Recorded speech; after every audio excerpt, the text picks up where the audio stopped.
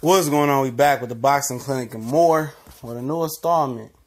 Classic album or not a classic album. And y'all know what it is. Your boy CJ Goodfellow. We grinding. And I like to know y'all opinions in the comment section. And we're going to kick off this installment with two different videos. The first will be Port of Miami, Rick Ross's debut studio album. And what I define a classic is an album.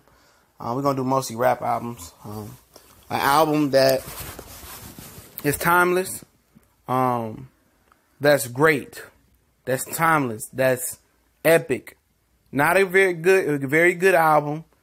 We talking about a great, elite album, And I believe that this one is a very, very debated, borderline album when it comes to that. A lot of great work done by Rick Ross. The production was amazing. I think it gets lost in the shuffle. And we're going to check out the track list and, go back over it. Obviously, Push It was a good song. Blow was an excellent song. Cool and Dre laced him with a great beat there. Hustling, we know with Jay-Z and Jeezy was a great line. Cross That Line feature Akon was another great song. I'm Bad was another good song. For the Low, I like that one. Where My Money At, that was a great song again. Don't really remember Getaway. White House was a great song. Pots and Pans, I like that. That had J-Rock on it. Street Life was straight. Hustler Remix was crazy.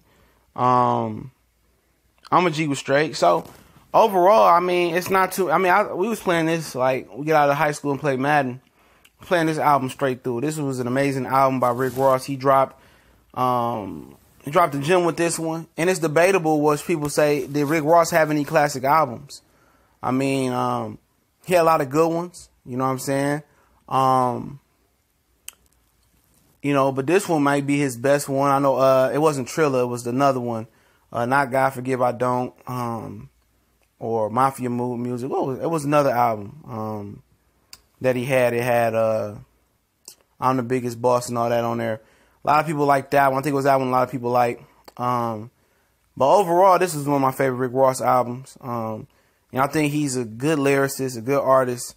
And I think this is my favorite Rick Ross album. I think this is my favorite Rick Ross album. I like the one he did with Gucci with MC Hammer, that one too. I can't exactly put my finger on what was the name of that one, but this one for me kind of brought back memories. Lyrics was good, production was great, the features was good. That's another thing I look at, the features, man. He had Akon, he had Dre on there from Cool and Dre. Lil Wayne was on here. J-Rock was on here. That's when, before Kendrick was even thought of, J-Rock was seen to be, TDE's best artist. All right.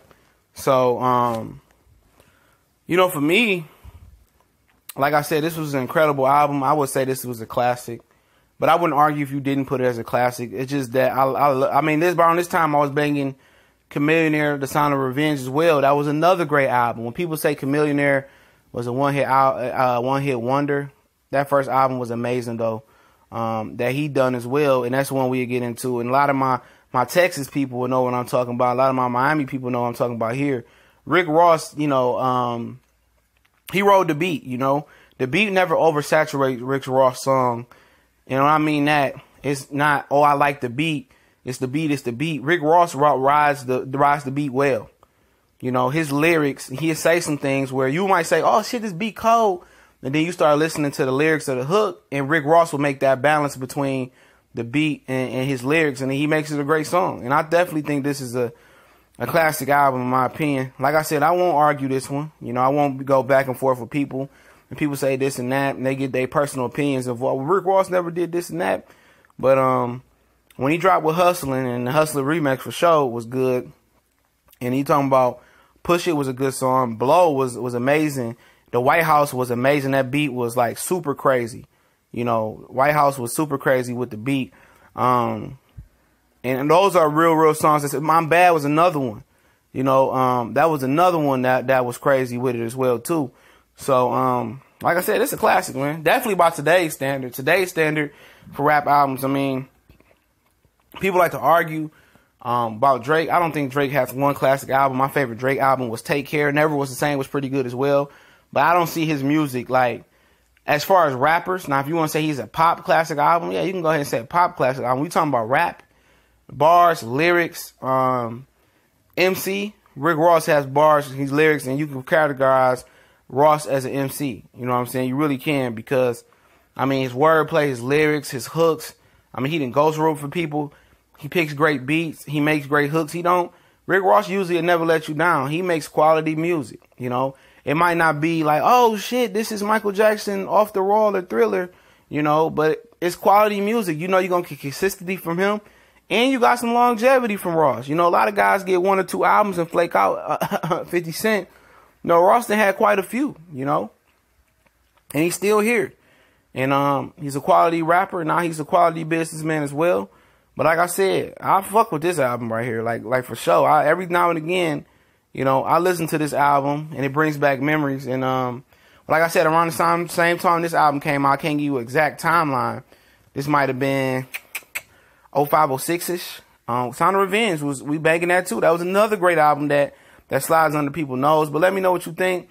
Is Port of Miami by Rick Ross a classic or not a classic? I categorize it as a classic. It's my opinion. But my opinion is not the only opinion that matters. So let me know in the comment section. I do value the subscribers and everybody that listens' opinion. I'll come back with one more. It's the Boxing Clinic and more. You can find us on Facebook, Instagram, Twitter. All those links in the description. Check the description. The Raw and Uncut podcast featuring the Kelly, Nick, and myself. That's in the description. You're into college football, basketball. Check out S1210 College Sports Most Wanted. That link's in the description if you want to donate. The PayPal link is there. Shout out to the super chat. Subscribe, share, hit the bell icon. Y'all know what it is. One time for the one time. We gone.